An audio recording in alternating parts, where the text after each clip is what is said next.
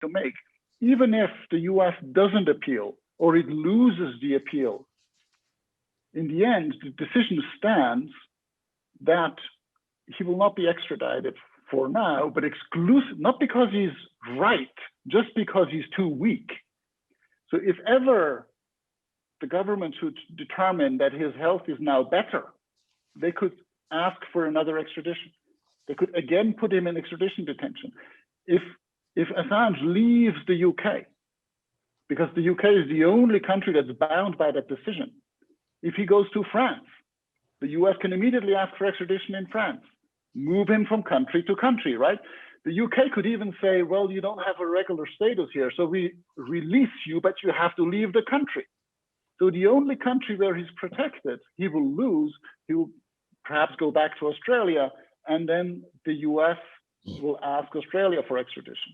And then he will be in detention there for 3 years. And so you can see that playbook that Stratfor came up with 10 years ago is playing out already for a decade before our eyes.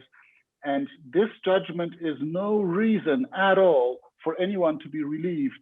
I think to the contrary. Anyone, anywhere in the world, publishing any information that the government doesn't want to be published can be prosecuted, and I call it persecuted because it is for political reasons, and silenced through criminal law as a spy by one of those involved countries.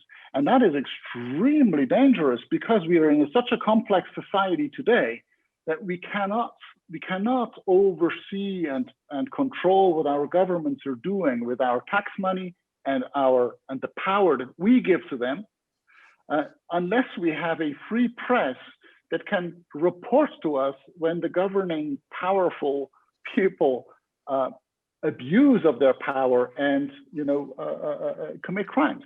If it becomes a crime to tell the truth about this, then we are really living in a tyranny because we have lost the ability to exercise our democratic rights to control our government. So and please, you can check my personal history. I'm not known for alarmist headlines.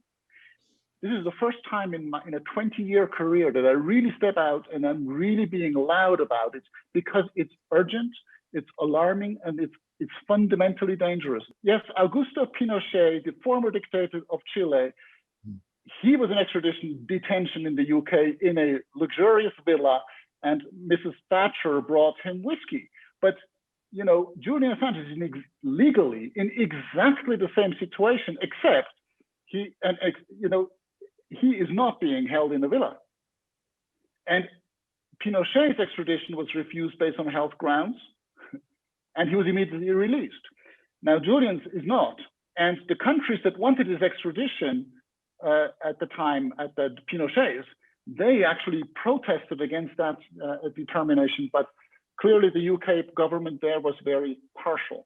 So we can see that they're not dealing with this case fairly. This judgment also confirms one more thing. It confirms that Julian was right all along, that he couldn't leave the embassy freely, as these governments falsely claimed. Because had he left freely, he would not have faced justice, but injustice. He would have faced an extradition that now the judge determined would be unlawful. So he knew that. That's what he was afraid of. That's the only thing why he was in the embassy. He didn't want to go to the US, and the judge confirmed you can't send him there. So he was right all along. There's no reason to say that he could have left the embassy freely at any time. He couldn't, because he was under the threat of extradition. No, I would just emphasize what you started out with, Nils, and that is that most Americans have been led to believe that we're dealing with a rapist here. That's a standard arrow in the quiver of covert action. The way you smear someone, the way you discredit them, the way you marginalize them is by using sexual accusations. And in reality, no accusations were ever made by the Swedish government. They wanted to wash their hands of it because if he came back to Sweden, he would stand trial, and it would turn out that he was not accused of anything real. So the fact that, well, let me put it this way. I worked with William Casey when he was head of the CIA, but I didn't know until later that at the first cabinet meeting under Ronald Reagan, he said this, quote, "We'll know when our public offensive has been successful when everything the American people believe is a lie, period," end quote. Now, a friend of mine was there. She recorded it.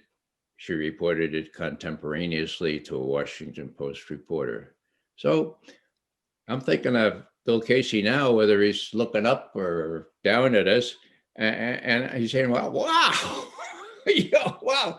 If 85, 90% of American people believe that Julian Assange is beyond the pale because he's a rapist, man, we succeeded beyond my rosiest imagination.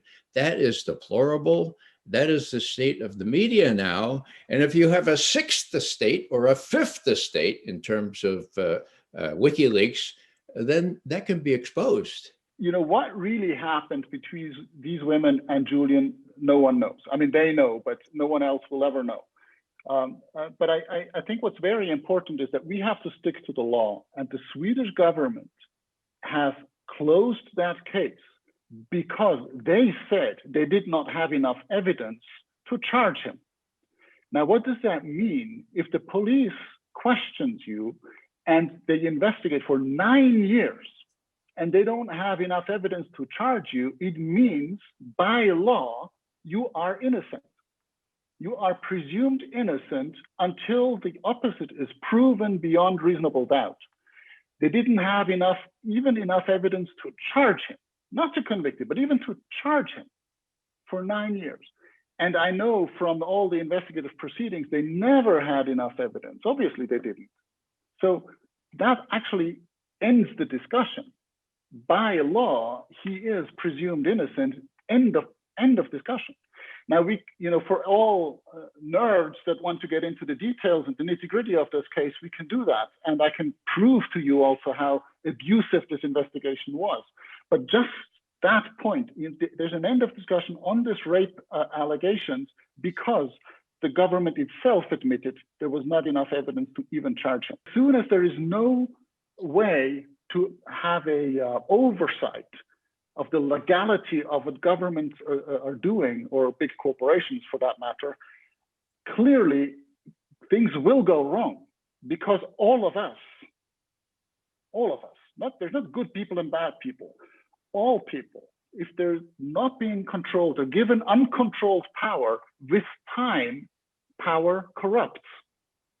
I don't know who said it first, but I think it was quite obvious early on in human history that that's just a fact, a scientific fact, not a moral fact. We need accountability.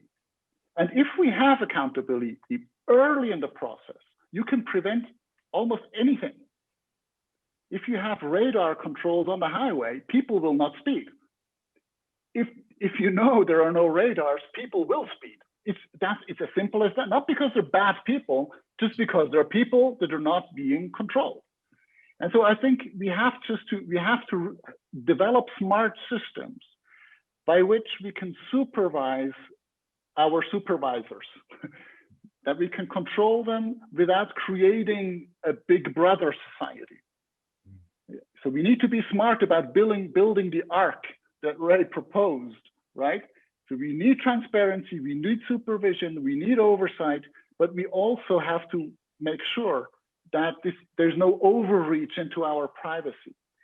And I think what's going on now in the US in the last weeks illustrates how important all of these points are. And I don't think anyone has simple solutions. But what we know, we can't go on like this. We can't live with secrecy, and we certainly cannot allow the truth to be criminalized.